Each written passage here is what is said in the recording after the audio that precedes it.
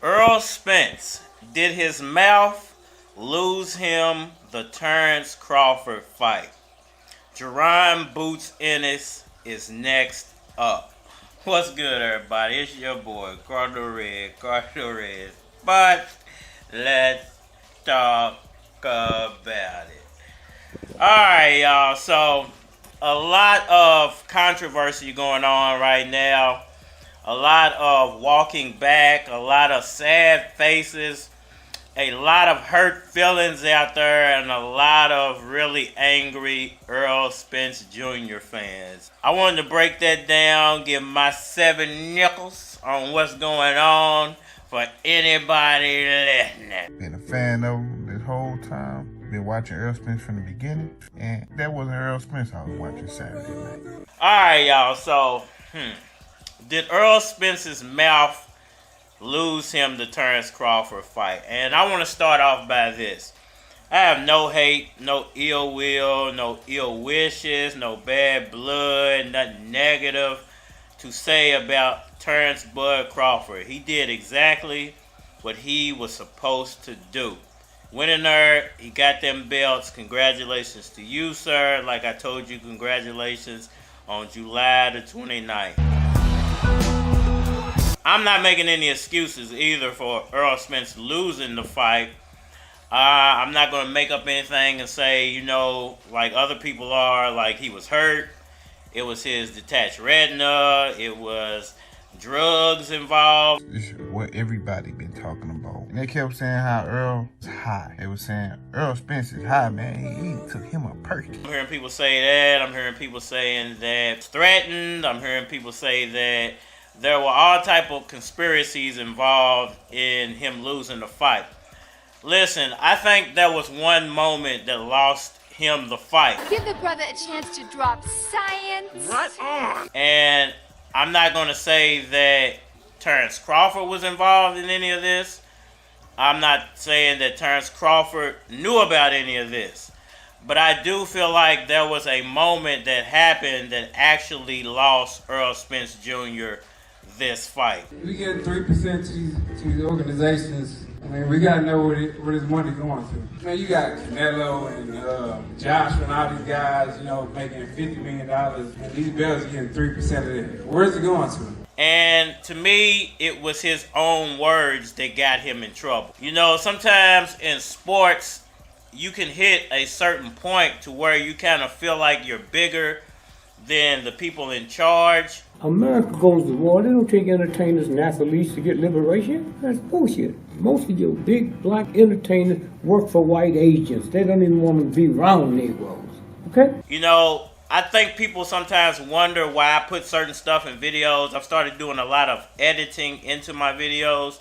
You know, I'm trying to teach people something. You know, I think a lot of the people who follow me, who watch me, they understand that I came into this to support Manny Pacquiao. And it grew so fast off of Manny Pacquiao, people wanted me to do other analysis on other fights. I used to tell people, no, the people who's been around since day one know that I haven't always talked about every fight because, like I told people in the past, it can be difficult to try to keep up with all these guys. And a lot of these people who do commentary about every fight are just completely lying. They don't even watch these people. Half of the time, they don't even know, you know, what the people's records and stuff are. To be honest, a lot of these people receive scripts every day because they work for certain companies, certain media companies behind the scenes. But those media companies don't want you to know that you're working for them because it makes it seem less organic. We from New York. My name Ray Gibson, okay? How much it gonna cost to turn one of them white-only pies into nigger pies? Now, in the background, you actually work for these people, though. They want people to believe that you built your own platform and all this, and that you're one of the real people. And I'm engaging with real people is how they want you to feel when you come on these people's channels. But in all actuality, they actually work for big major companies behind the scenes. They send them scripts and paychecks behind the scenes, but you just think it was some random YouTuber who popped up. Now, I'm saying all this because I try to teach people with my content as well as entertain and as well as, give my own personal opinions on boxing. That boy is good. Good and terrible. I started this channel off my own money with my own ideas, and it grew from there. Now, once again, I started with Manny Pacquiao. I do talk about other fighters that I like. I don't talk about every fighter. And it just so happens when I did content in the beginning on Errol Spence, people really liked it. I really liked Errol Spence. I felt like Errol Spence was one of the next big names up. So I started doing content on Errol Spence. And it even made me have conflict with another YouTuber friend of mine because he decided to go the Crawford way. I decided to go the Spence way. And it kind of drove a wedge even between us, even though we built our friendship off of Manny Pacquiao.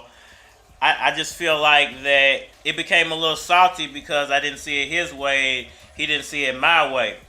Now, I'm saying all this because I don't base anything I do off one fighter. I stick to one fighter for one simple reason, and people need to understand this. It's showtime! Y'all know me! I don't know that fool. How about now? This is YouTube, and if you want to be viewed, you have to play within the algorithms. And if you don't know how to play within the algorithms, nobody's ever going to see your content or hear what you have to say. And the purpose of being on YouTube is for people to hear what you have to say. So when I figured out how to play within the algorithms is the reason why I do my content the way I do. I know what wonder tonic you had. Now, if people don't like that or they want to call you names, fanboy, all this, you only talk about this fight, well, you only feel like I only talk about one fighter because that's all you heard. You don't listen to the whole video, so you only ever hear me talk about this one fighter. That's it. I'm glad I brought my knife. And I got my razor. Now, saying all this to preference this. There was a point that Errol Spence said something about the sanctioning bodies and them taking that 3%. I cannot let you do this! And if you notice, Errol Spence looked very excited, was really into everything before that moment happened.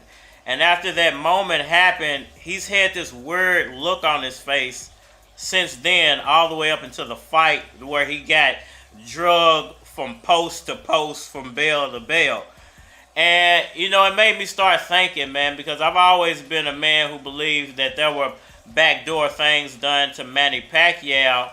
Whether, it was this person who did it or it was these people who did it, that really doesn't matter. I still feel like there were backdoor things that happened to him, and I feel like Spence got backdoored. He was just a tough guy who made boxing his realm, just like other mobsters made the docks their realm, or narcotics or prostitution their realm. Frankie Carbo was the mobster that basically ran boxing. I think when he spoke about those sanctioning bodies and them taking that 3%, they decided then that you don't represent us, and we're going to teach you a lesson about speaking your mind. You're an athlete. You don't have your own opinion. Your opinion is our opinion. Other than that, just shut up and talk about stuff that people don't care about. Now, I know to some people that's going to be way too real for them because they don't see the world like that. They see the world as very cookie cutter and it's just a bunch of BS. But in reality, in real life, people own these companies. People own these companies. They have owners and CEOs that are millionaires and billionaires. And your little 20 million or 30 million you might have in the bank, it don't go very far when you're going up against 100 millionaire, 500 millionaire, a billionaire. And when these people feel like you're doing something to jeopardize their business, believe me, they will squash your little ass like a roach. I was always bitter about being uncrowned champ for 5 years, and nobody wanted to fight me because I didn't have no mafia. And I think that is what happened to Errol Spence. And listen to me. I know a lot of people like to feel like, well, PBC's black owned and Al Heyman runs the show. Al Heyman don't run Al Heyman stays in line because Al Heyman better stay in line. Because he's rich, but it's some people that got way more money than Al Heyman. So even if Al Heyman wanted to step in and, make this situation not play out the way it played out, once again, I'm not taking nothing away from Terence Crawford because he beat Errol Spence Jr. I've never said he didn't. But there might have been things said to Errol Spence before that fight. You better not win this fight. You might regret winning this fight.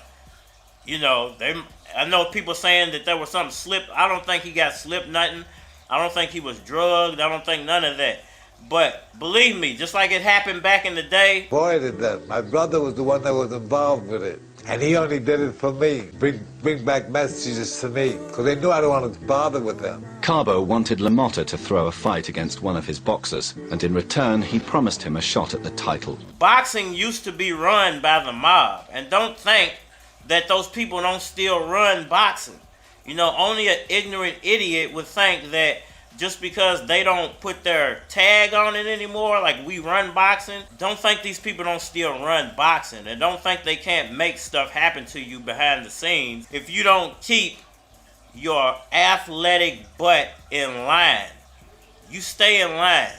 And when he got out of line, I do believe that was the moment he lost the fight. We get 3% to these organizations. We got to know where this money going to. You got Canelo and Josh and all these guys, making $50 million, and these belts getting 3% of that. Where's it going to? Once again, taking nothing away from Terence Bud Crawford. You are the undisputed champion of the world. You kicked the shiz, niddle, snap, snap, bam, boom out of Errol Spence Jr. But believe me, I do agree with one thing that some of these commentators are saying. That was not the same Errol Spence that we saw in the previous fight. That wasn't the same Errol Spence we saw kick all these other people's ass. And this is the same thing, and the reason I always say, man, y'all shouldn't pick on Pacquiao because things happened to Pacquiao, and it wasn't things just happened to Pacquiao. Things happened to Pacquiao. I do feel like that something went on in the background that cost him the fight, but I'm not going to, make excuses for Errol Spence losing in that fight. He lost the fight, and Terence Crawford is the undisputed champion of the world.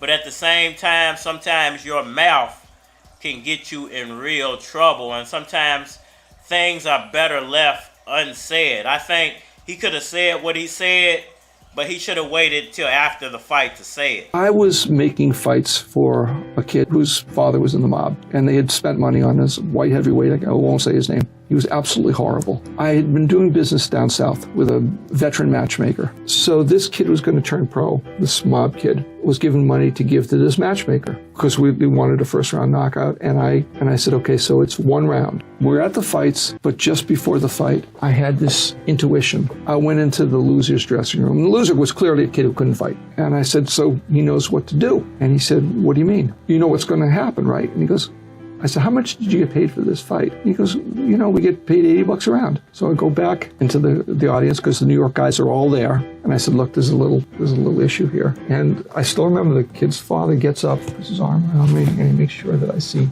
he's got a gun. And he says, well, you're going to handle it. And I said, yeah, I'm going to handle it. If we don't get what we want, I'm going to kill you. I'm going to kill that motherfucker who stole our money. And we're going to kill the fighter and everybody else we can think of. Because saying it before the fight, I think he pissed a lot of high-powered people off.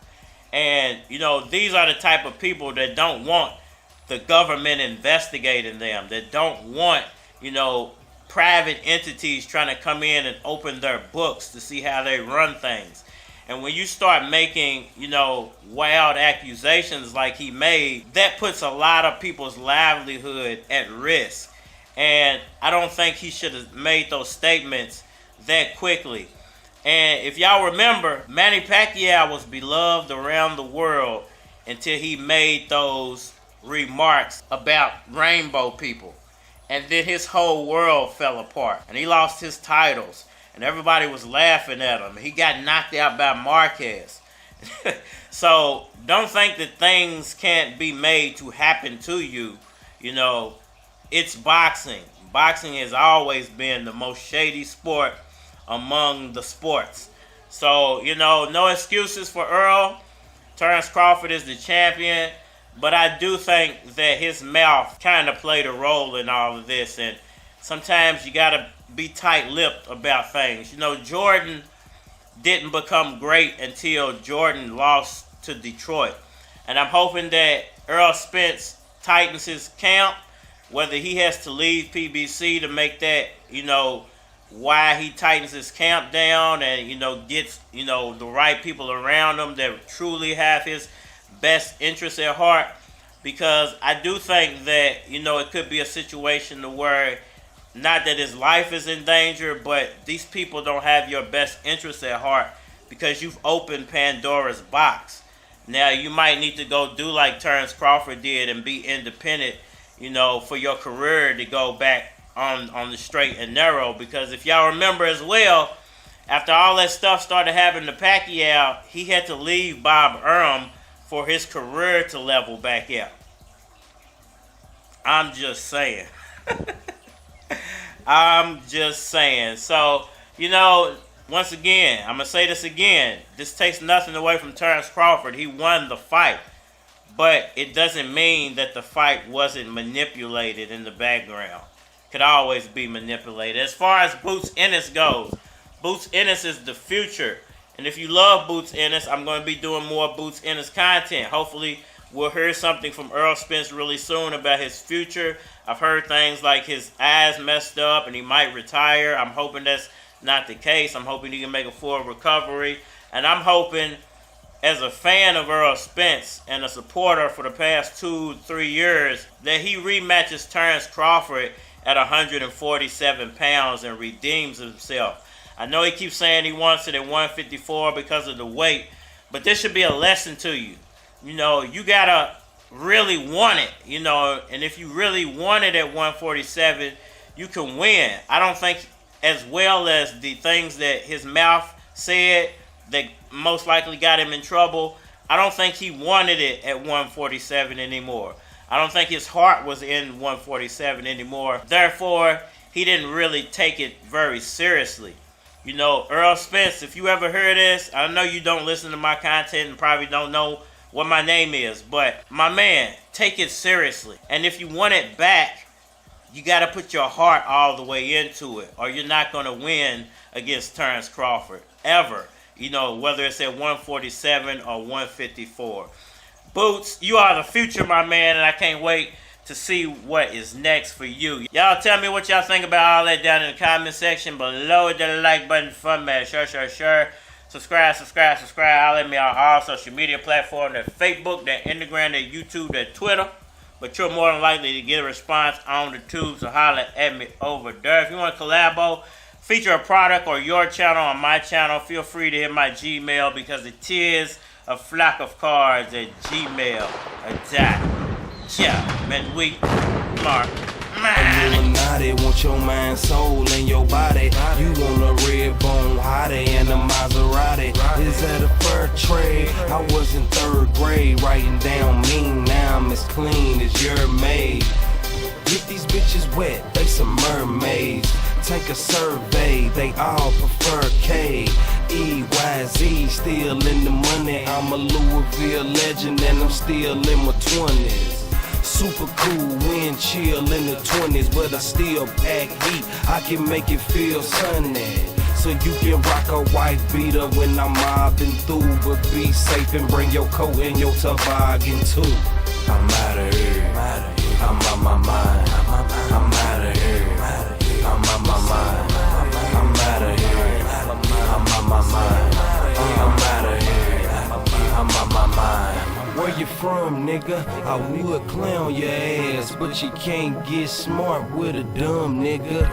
Dumb nigga, I would shank your ass, but you can't knife fight with a gun, nigga. If Louis Keys did it, it's a damn banger. Tape on the 38 like a jam banger. To this rap shit, I ain't no damn stranger. They wanna throw me off the boat, but I'm the damn anchor. and my team ride clean. Looking like tomato juice in my limousine. My eyeballs bloodshot to red. All eyes on Louis Keys, no Pacquiao. I'm out of here. I'm on my mind. I'm out of here. I'm on my mind. I'm out of here. I'm on my mind. I'm out of here.